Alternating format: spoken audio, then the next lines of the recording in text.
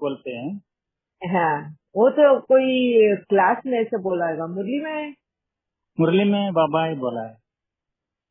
मुरली के पॉइंट में बोला है। पंसारी की दुकान का भी बोला है। यस, ये भी बोला है। ओके। दीदी होलसेल।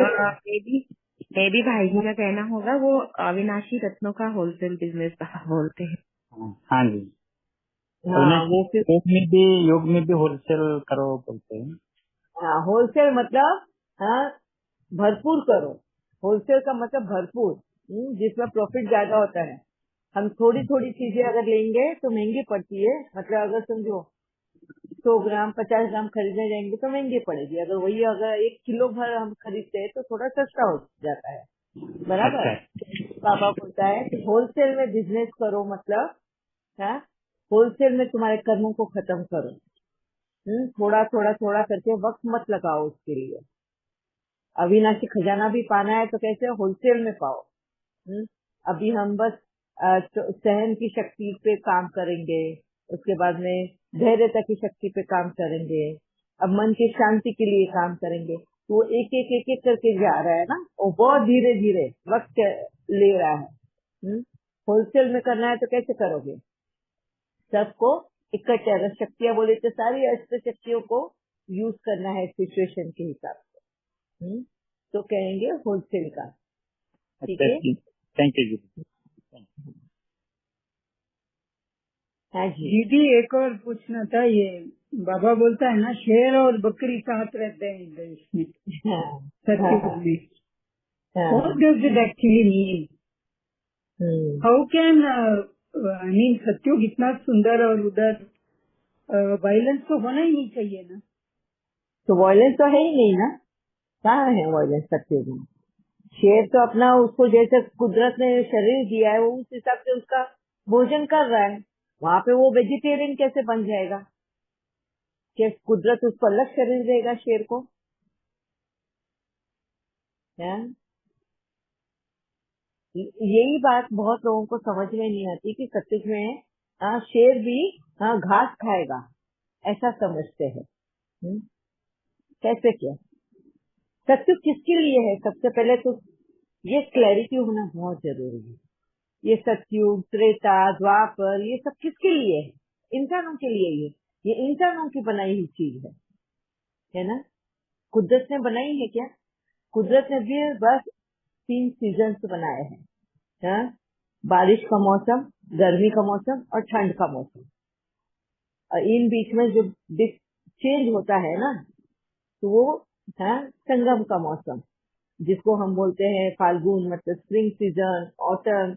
ये है, ये जो हम बोल रहे हैं सतयुग है, द्वापर है, त्रेता है, ये तो इंसानों का बनाया है, इंसानों को समझने के लिए बनाया है। बताओ जरा, कोई भी जानवर को जाके पूछो, अरे सतयुग में तू क्या घास खाएगा? पूछो शेर को, वो खाएगा क्या घास? है? बताओ जरा कोई। क्या नहीं सतयुग खाएगा उनके दीदी। लिए है? सतयुग क्या उनके लिए है? एंड अभी कलयुग क्या उनके लिए चल रहा है? नहीं, उनके लिए कोई भी युग नहीं है। हाँ, वो जन्म मरण के चक्कर में चलते ही रहेगा, ना वो पाप ना पुण्य। वो तो कुदरत के हिसाब से ही चल रहे हैं। उन्होंने कहीं पे भी कुदरत को इंटरफियर नहीं किया है। जानवरों के लिए कोई डॉक्टर है, वो फटाफट जाते हैं डॉक्टर के पास में। हम इंसान लेके जाते हैं जबरदस्ती उनको डॉक्टर के पास। हाँ? हम जैसे डिपेंडेंट हो गए, हम अपने शरीर से दूर हो गए, तो हमने भी वैसे ही समझना शुरू कर दिया है कि जानवरों को भी डॉक्टरों की जरूरत है। और उसके ऊपर फिर रिसर्च हुए, मेडिसिन बने, ऑपरेशन के। और हम अपने जो पालतू जानवर है, जो जिन जानवरों को हम पालते हैं, बस उनको भी हम डॉक्टर के पास लेके जाने लगे। मैं यही जानवर जो जंगलों में रहते हैं या बाहर सड़कों पे रहते हैं, हाँ? क्या उनको डॉक्टरों की जरूरत है? वो जाते हैं क्या डॉक्टरों के पास? नहीं। जैसे जैसे जिस तरीके से उन्होंने कर्म किया है, उनको वो सजा मिलती है, वो उनको एक्सेप्टेड रहती है, और वैसे ही वो शरीर छोड़ भी देते हैं। हाँ? तुरंत उनको नया शरीर मिल भी जाता है। कुदरत उनको लिमिट बन जाती है। मौत तो एक लिमिट बनती है कोई भी इसके लिए, वो किसी भी तरीके से उसको मौत आनी है। हाँ? वो तो लिमिट है नया शरीर लेने के लिए।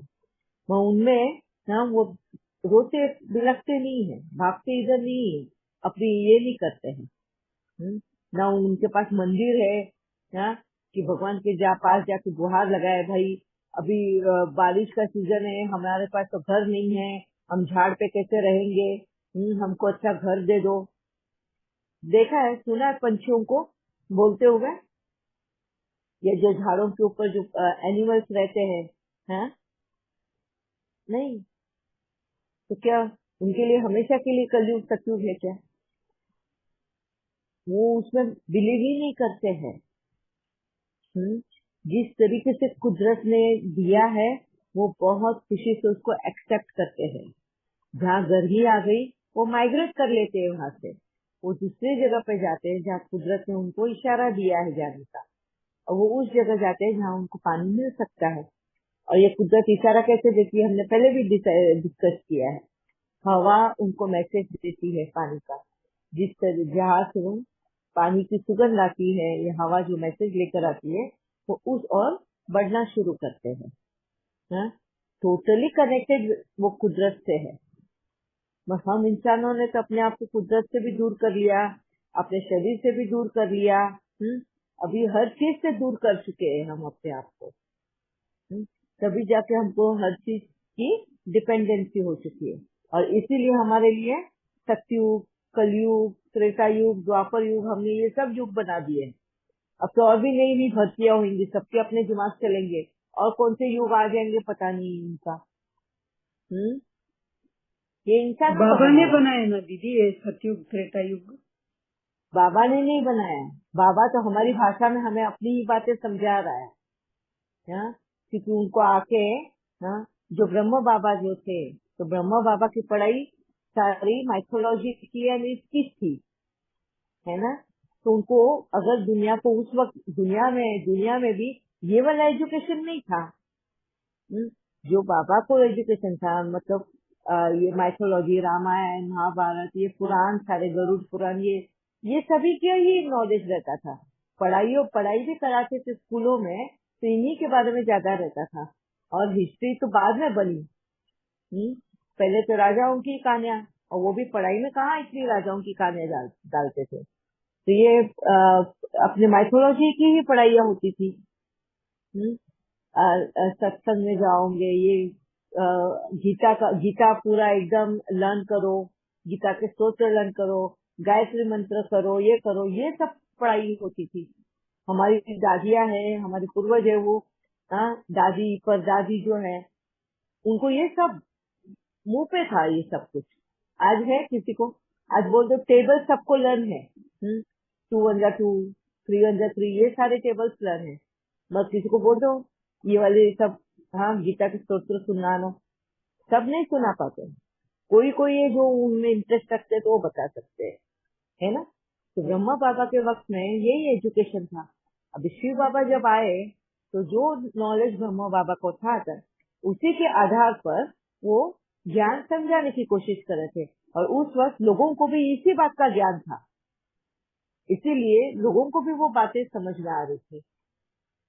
तो हमारे, हाँ, इस ज्ञान के आधार पे ही सतयुग त्रेता ये सारा बनाया था। तो इंसानों को ही बनाया हुआ है ना, कुदरत ने बनाया है क्या? हम तो ये कुदरत में रह रहे हैं ना, हाँ? इस हाँ जी।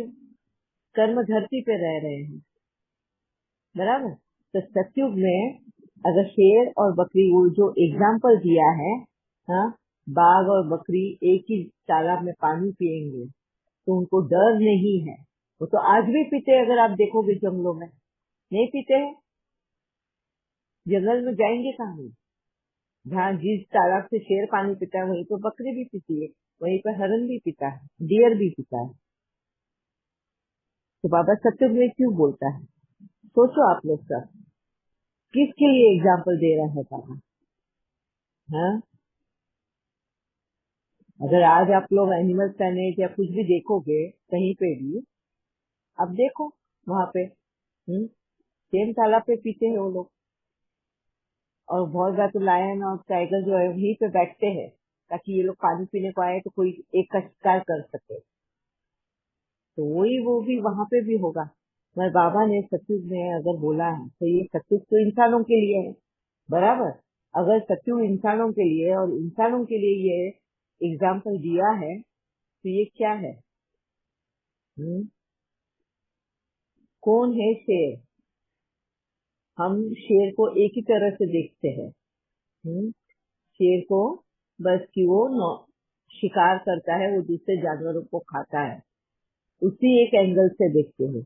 और बकरी को निर्बल देखते हैं। वो निर्बल है, उसमें ताकत नहीं है, वेजिटेरियन है, तो अपनी जान बचाने को भागती है। वो उस हिसाब से हमें एक ही एंगल से देखते हैं। अब दूसरे और एंगल से देखो दोनों को, क्या दिखाई देता है? साइकिल ऑफ लाइफ है दीदी, एक दूसरे के ऊपर निर्भर होता है, ये है। नहीं,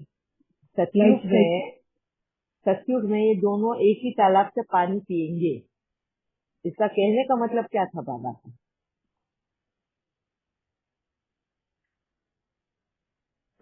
सब समान, कोई छोटा बड़ा दोनों means they are living in harmony, ऐसा है। Always whatever resources natural जो है दोनों यूज करती हैं, दोनों रहती हैं। They follow nature rules. ये सब लोगों का इनपुट अच्छा है, वेरी नाइस। ऐसा है, यही तो है बदलाव।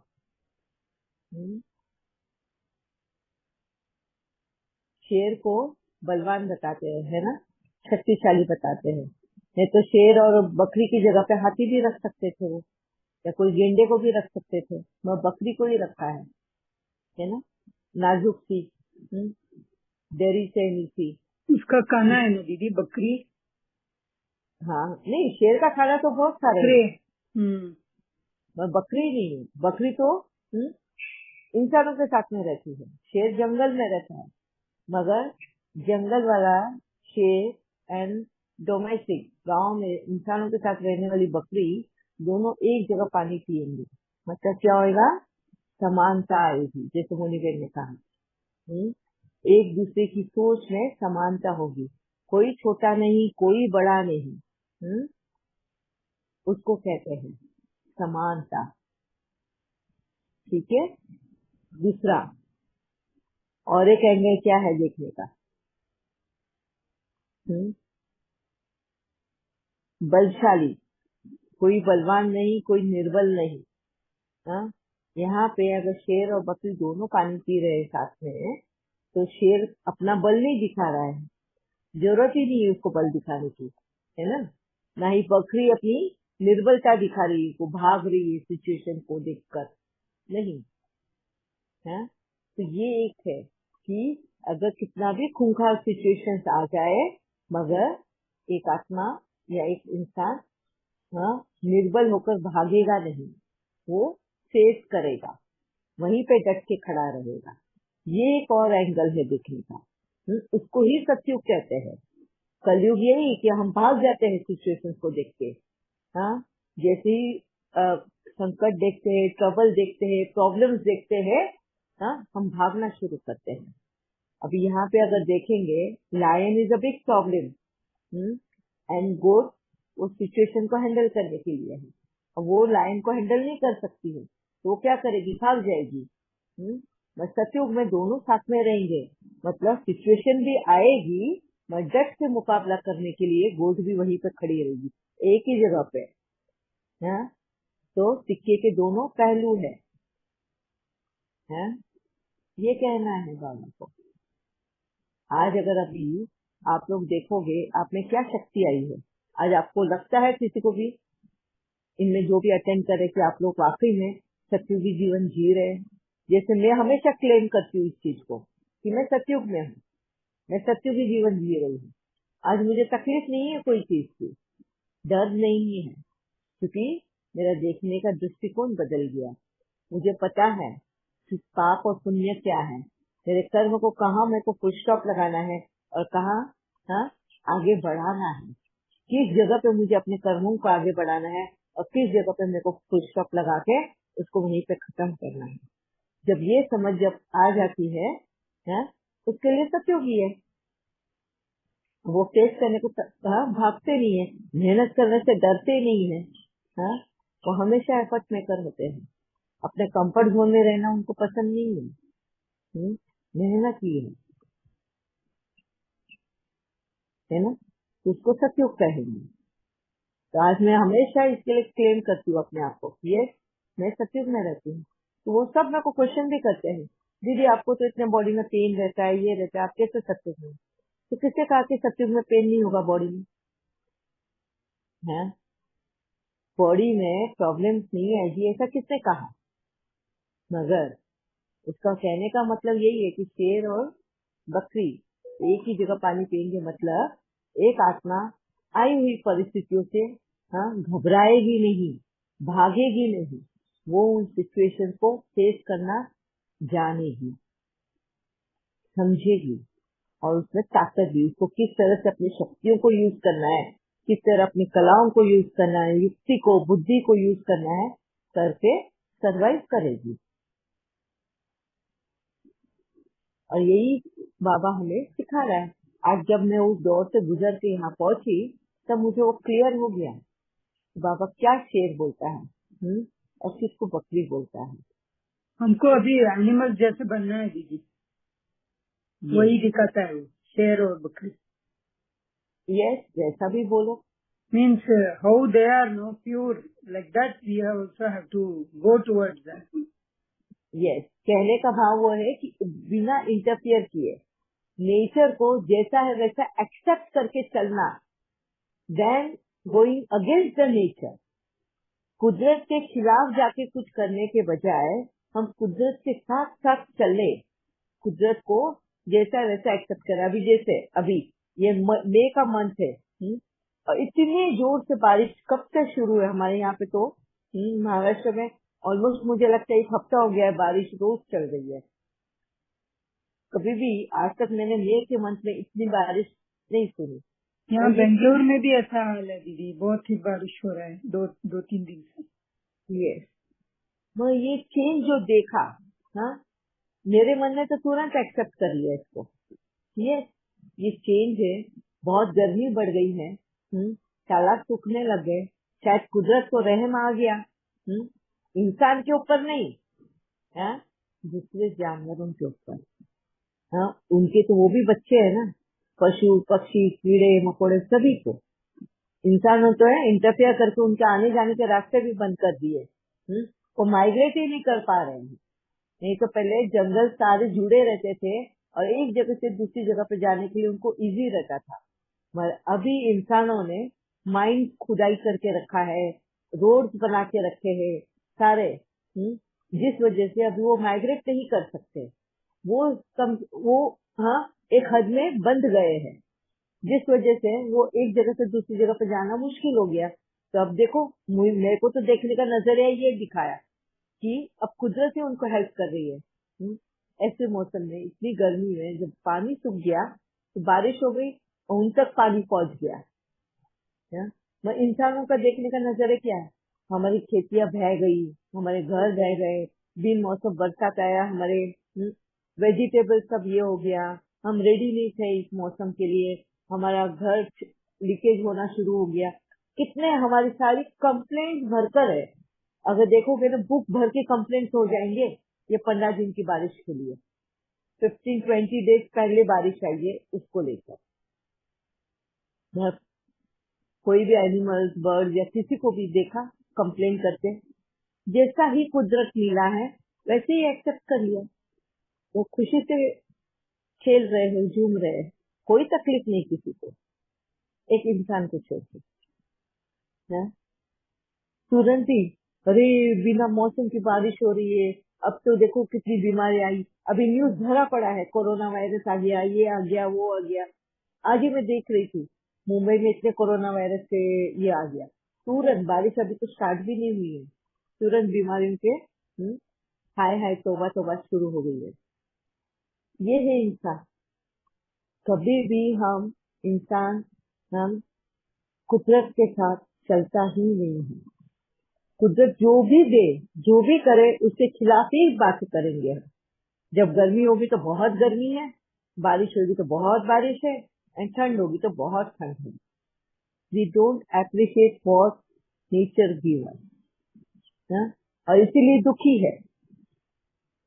हम ये क्रीपिंग करते रहते हैं हमेशा, क्रीप क्रीप क्रीप, और ये क्रीप करना ही हमारा कई संस्कार बन जाता है, और वो संस्कार हमें कहीं न कहीं दुखी रहने की आदत डाल देता है ना।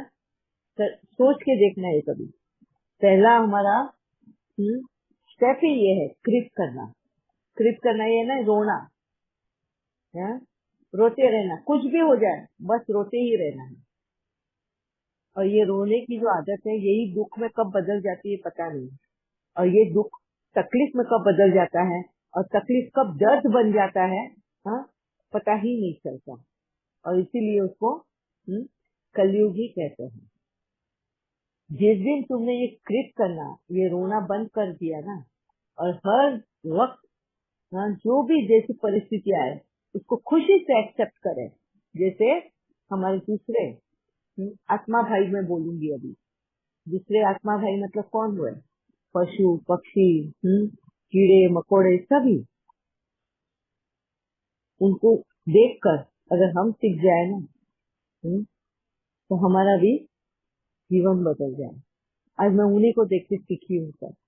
बाबा ने उन्हीं को दिखा दिखा के मुझे बताया है इंसानों में डिफरेंस क्या रहा हुआ है। पहले हम भी वैसे थे, बेफिक्र, हर मौसम में मजे करने वाले, कभी भी रोते नहीं थे। बस हम सॉल्यूशन के पास देखते थे। अभी धूप बहुत है, गर्मी बहुत शुरू हुई, चलो एक जगह से दूसरी जगह माइग्रेट हो जाए। हम अपने बोरिया बिस्तर उठाए और निकल पड़े, कभी चिंता नहीं करी पीछे हम कहाँ जाएंगे या क्या करेंगे। अभी ऐसा कर सकते हैं? नहीं है।